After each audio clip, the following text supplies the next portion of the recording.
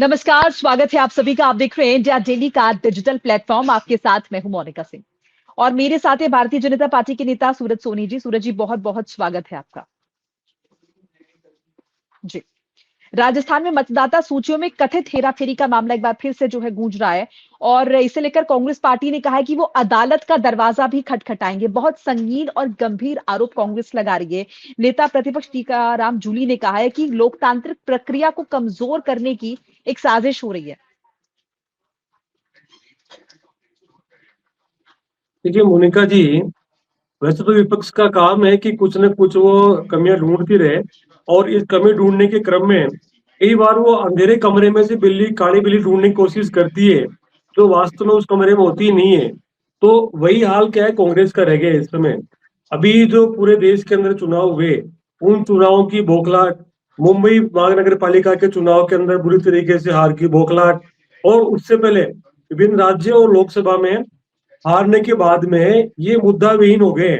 और ये उसी तरीके से मैंने बताया कि एक अंधेरा कमरा है जिसमें ये काली बिल्ली की तलाश में लगे हुए हैं।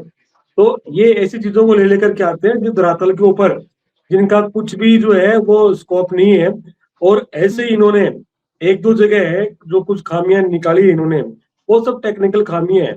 और वो इस देश में उन्होंने बाकायदा कहा कि कांग्रेस समर्थित मतदाताओं के नाम जो है वो वोटर सूची से काटने की कोशिश की गई है। ऐसा है कि किसको पता है कि कौन कांग्रेस का वोटर है और कौन बीजेपी का वोटर है। आज तो आप देखिए कि इस पार्टी में कोई आदमी सुबह सोता है वो शाम को दूसरी पार्टी में उठ जाता है। तो ऐसे हालातों के अंदर कोई तय कर सकता है क्या कि ये वोटर कांग्रेस का है बीजेपी का है। और ऐसे माहौल में तो लगभग जो देश का आम आदमी है वही ऐसी विचारधाराओं को छोड़ करके और विकास के साथ में जा रहा है। और उसका परिणाम पूरे देश में देखा आपने, चाहे नगर पालिका चुनाव हो, चाहे पंचायत का चुनाव हो, चाहे विधानसभा का चुनाव हो, चाहे लोकसभा का चुनाव हो, सब जगह जो परिणाम आ रहे हैं उसमें फिर आपके वोटर बचेंगे कहाँ पे। दूसरी बात है कि ये टेक्निकल चीजें, बीएलओ काम करते हैं, कर्मचारी काम करते हैं। बीजेपी का कोई कार्यकर्ता कर रहा है क्या शहर का काम? ये वही कर्मचारी है जो आज के 20 साल 30 साल नहीं, 40 वो ये कह रहे हैं 35 कि साल पहले आप अशोक गहलोत जो कि पूर्व मुख्यमंत्री है, उनके आरोप हैं कि भाई बाकायदा सत्ताधारी पार्टी के लोग फोन करते हैं और क्या नाम है, अधिकारियों को धमकी देते हैं, उन्हें तबादलों की धमकी दी जाती है। और उनका जो क्षेत्र है, निर्वाचन क्षेत्र सरदारपुरा, वहां पर भी इस तरह की कोशिश जो है वो की गई है। ये सब मिथ्या आरोप है, झूठी और मनगढ़ंत बातें हैं। उनके मन का ख्वाब है, उनके मन में गहलोत जी के जैसा सपना आ जाए, ख्वाब आ जाए, उसी पे काम करना स्टार्ट कर देते हैं। जैसे उनको पहले सपना आ गया था कि मेरी सरकार का तख्ता पलट हो रहा है, तो अपनी पार्टी के प्रदेश अध्यक्ष के खिलाफ उन्होंने पुलिस भेज दी, कार्रवाई कर दी, निकम्मा नकारा बोलने के लिए तैयार हो गए। तो उसके बाद में सब चीजें क्लियर हुई और आज वो अध्यक्ष ही करेंगे तो बहम था, हमारा कुछ ऐसा था ही नहीं। तो जिसके दिमाग में जो चीज जग जाए, सपना आ जाए उनको, तो वो सुबह चालू कर देते हैं। रात को उनको सपने में कुआं दिखाई देता है तो वो सुबह उठते ही वहां पे बुलडोजर लेकर के पहुंच जाते हैं कि यहाँ कुएं में खजाना है। तो ये वैसा ही है, उनके मन का बहम है। और ये लोकतंत्र में चीजें चलती नहीं है लंबी। और दूसरी बात मैंने चूंकि पहले भी कही थी कि एसआईआर का जो काम कर रहे हैं वही शिक्षक कर रहे हैं तो 10-12 साल पहले, चाहे वो कांग्रेस में अशोक गहलोत जी के शासन में भर्ती हुए हो, चाहे उनके शासन में रहे हो, चाहे वसुंधरा जी के शासन में रहे हो, चाहे भैरव चंद जी के शासन में वो भर्ती हुई हो, वे शिक्षक काम कर रहे हैं। वो कांग्रेस के भी कर्मचारी होते हैं शासन में, तो जब बीजेपी का शासन आता है तो वो कर्मचारी बीजेपी के शासन के लिए काम करते हैं। तो उसमें कोई टेक्निकल कोई खामी मान लो कहीं आती है तो उसकी आपत्ति करो, फार्म नंबर 6 भरो तुरंत प्रभाव से और उसकी समाधान होता है।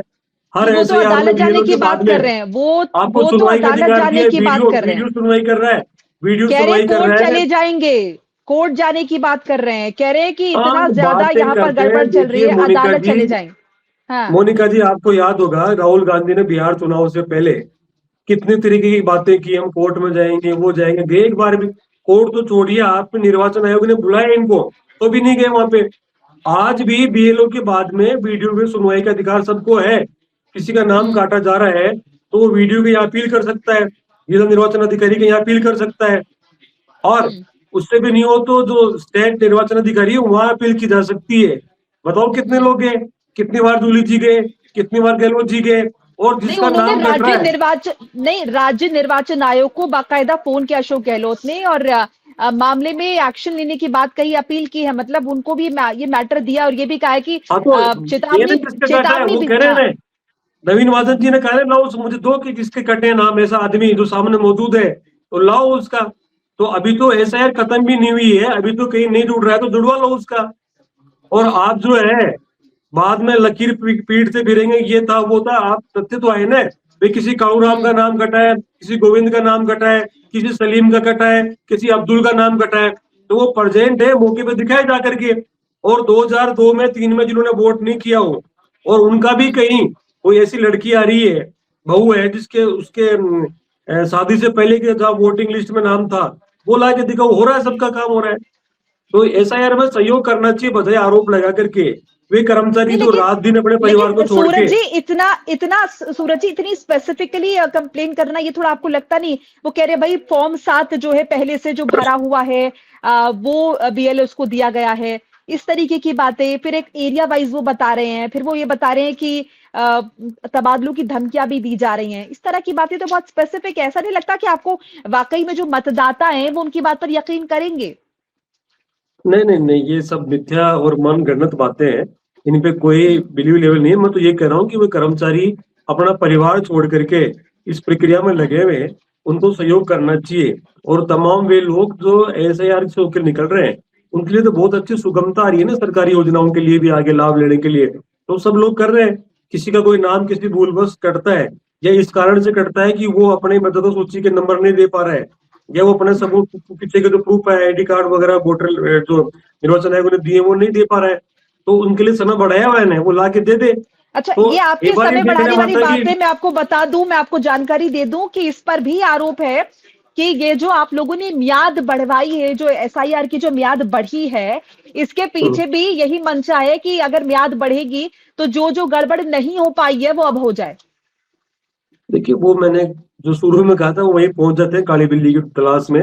लेकिन बात ये है कि बीएलओ पे दबाव था, काम का कुछ एकदम से जो है चुनाव हुए थे और उसमें कई एक दो बीएलओ के सुसाइड के केस भी आ गए थे इस दबाव के चलते हुए। तो उसके बाद में सरकार ने और आग्रह किया निर्वाचन आयोग से, निर्वाचन आयोग ने उस समय की मियाद को इसलिए बढ़ाया है कि बीएलओ पे भी दबाव नहीं रहे, लोग सहयोग करें। दूसरा जो 20 साल पुरानी जिनकी वोटिंग लिस्ट नहीं मिल रही है, अपडेटेशन में प्रॉब्लम आ रही है, वो भी आ जाए कहीं ना कहीं। तो इसके लिए मियाद बढ़ी है और मियाद बढ़ाने की मांग भी इनकी तरफ से हुई थी। अब मियाद बढ़ गई तो कि साहब वो नाम काटे जा रहे हैं, तो ये इस बहम में जी रहे हैं। इनको बजाय ये छोड़ करके अपनी नीतियों में बदलाव करे, अपने स्टेटमेंट में चेंज करे, ताकि वो लोगों को चीज लगे ना। अब लेटेस्ट वर्जन आ रहा है, अब आप 1970 के जमाने में जी रहे हो आज भी, तो कैसे काम चलेगा? आज लोग क्या सुनना चाह रहे हैं, लोग किस तरह की बातें चाह रहे हैं, किस तरह का विकास चाह रहे हैं, डेवलपमेंट चाह रहे हैं। तो आप उससे बिल्कुल एक तरह से बाहर हो चुके हैं। और उसका परिणाम ये है कि लोग आपको जो है जरूरत ही नहीं आपके वोट चोरी करने की, आपके वोट है ही नहीं। आपके वोट जब चोरी होंगे तब आप वोटों का क्रिएटेशन करेंगे, जब वोट क्रिएशन हो जाएंगे बढ़ेंगे आपके, तभी तो कुछ चोरी की बात करेंगे ना। आप वोट खुद ही आपके धक्का देके निकाल रहे हो, हिट विकेट हो रहे हो आप तो।